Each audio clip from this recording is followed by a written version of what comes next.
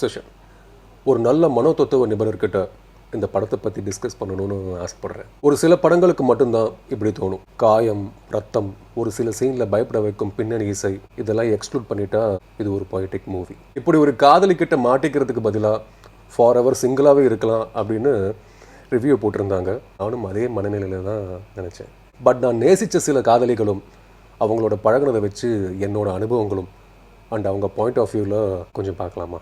பெண்களின் கண்கள் வழியாக அந்த படத்தை பார்த்தா மேபி சில உண்மைகள் புரியும். எனக்கு இது ஒரு ஓமை படம் போல தோணுச்சு. ஓமை அப்படின்னா ஒரு பொருளை அதை விட சிறந்த அல்லது நன்கு அறியப்பட்ட மற்றொரு பொருளோடு ஒப்பிடுவது தான் ஓமையாகும். ரொம்ப இலக்கணமாக சொல்கிறேன்னா, மனசும் மூளையும் சொல்கிற மாதிரி நம்ம பெரும்பாலும் ரியாக்ட் பண்ண மாட்டோம். மனசு அல்லது மூளை சொல்கிறத உள்வாங்கி ஃபில்டர் பண்ணி தான் ரியாக்ட் பண்ணுவோம். உதாரணத்துக்கு சொல்லணும்னா, நம்மளோட லவ்வர் வேற ஒருத்தர் கூட நெருக்கமாக பேசுகிறத அண்ட் பழகிறத நம்ம 101% விரும்ப மாட்டோம்.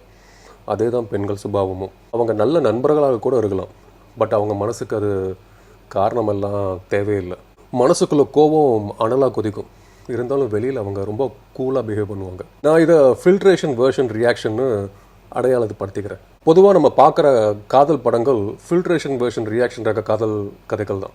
முதலாக காதல் வயப்பட்ட பெண் எப்படி இருப்பாள், அவள் மன ஓட்டம் என்னவா இருக்கும்? மின்னலை திரைப்படத்தில் இடம்பெற்ற வசீகரா பாட்டில் ஒரு வரி வரும், எங்கேயும் போகாமல் தினம் வீட்டிலேயே நீ வேண்டும் அப்படின்னு சொல்லிட்டு வரும். பாடினா மோசமாக இருக்கும், தான் வரியாக சொல்கிறேன். இந்த பாடல் வரிகள் நிறைய பேர் ட்ரோல் பண்ணாலும் இது மறுக்க முடியாத உண்மை. இது முதல் காதலில் மட்டும் இல்லை, பெண் எப்போதெல்லாம் கட்டுப்படுத்த முடியாத காதலில் சிக்குகிறாளோ அப்போதெல்லாம் இந்த பாடல் வரிகள் கெஞ்சல்களாக அவள் வாயிலிருந்து வரும். அதீத காதல் உணர்வில் ஒரு பெண் இருக்கும்போது தன் துணை கூடவே இருக்கணும்னு விரும்புவாள். சமைக்கும் போது தேவைப்படும் உப்பு மாதிரி காமம் சிறுதுளிகள் இருக்குமே தவிர அதிகப்படியாக அவள் விரும்புவது தன் துணையோடு கிடைக்கும் ஸ்பரிசங்களே. ஆனால் இந்த மரமண்ட ஆம்பளைங்களுக்கு பொண்ணு மூடா இருக்கான்னு முடிவு பண்ணி அந்த நேரத்தில் கண்ட கருமத்தையும் உளறி வச்சிருவாங்க. ஒரு சில ஆண்கள் கேரக்டர் அசாசினேஷன் பண்ணிடுவாங்க. இதனால தான் நிஜத்தில் பெண்கள் வெளிப்படையா இருக்கிறது இல்லை. And they choose to wear the mask. மாஸ்கை கழட்டி போட்ட பெண் ஒருத்தி இருந்தா அதுதான் நிக்கி. அவ இயற்கையா காதல் வயப்படவில்லை. காதலை சொல்ல துளி கூட தைரியம் இல்லாத ஒரு ஆணின் விருப்பத்திற்கு பலியானவள் தான் இந்த நிக்கி. பெண்களின் ஆழ்மனதில் ஊற்றெடுக்கும் காதலை ஹேண்டில் பண்ண தெரியாத ஆண்கள் இல்லைன்னு சொல்ல மாட்டேன். ஆனா அதிகப்படியான ஆண்களுக்கு இதை ஹேண்டில் பண்ண தெரியாது. இந்த படத்தில் வரும் ஹீரோ பியர் மாதிரி இந்த உலகத்துல யாருமே நேசிக்காத அளவுக்கு நிக்கி என்னை நேசிக்கணும்னு விருப்பப்பட்டான். அவனோட விருப்பம் நிறைவேறியதும் அவனால் அந்த காதலை எதிர்கொள்ள முடியல. இழவு தன்னால தான் நிக்கி இப்படி ஆகிட்டான்னு குற்ற உணர்ச்சி ஒரு பக்கம் இருந்துட்டு போகுது. அவன் உருகி நேசிச்ச பொண்ணு தானே நிக்கி. நிக்கி அதிகப்படியாக ஆசைப்பட்டது பியர் எப்போதுமே அவ கூட இருக்கணும். பெரும்பாலான ஆண்களுக்கு ஒரு ஹேபிட் இருக்கு, பிடிச்சது ஈஸியாக கிடைச்சிட்டா அவங்களுக்கு அது மேலே உள்ள நாட்டம் போயிடும். சேராவுக்கு பியர் மேலே ஈர்ப்பு இருந்தது, ஆனால் பியருக்கு சேரா மேலே அப்படி ஒரு உணர்வு இருந்தே இல்லை. சேரா வழிய போய் அவளோட அன்பை காட்டினாலும் பியரோட மொத்த ஃபோக்கஸும் நிக்கி தான். இப்படி இருந்த பியர் தான் அவன் விஷ் பண்ண மாதிரி அதீத காதலோட நிக்கி பக்கத்தில் இருக்கும்போது பியர் சேராவை பார்க்க தனியாக போவான். இந்த சீனை பார்க்கும்போது எனக்கு செம்ம குஜாலாச்சு. ஆனால் என் காதலி வியூவில் பார்த்தா ஓமால காண்டாயிடுச்சு. உள்ளார அந்த பொண்ணு பாவம் அடிப்பட்ட தலையோட உன்னை கட்டி பிடிச்சி தூங்குது.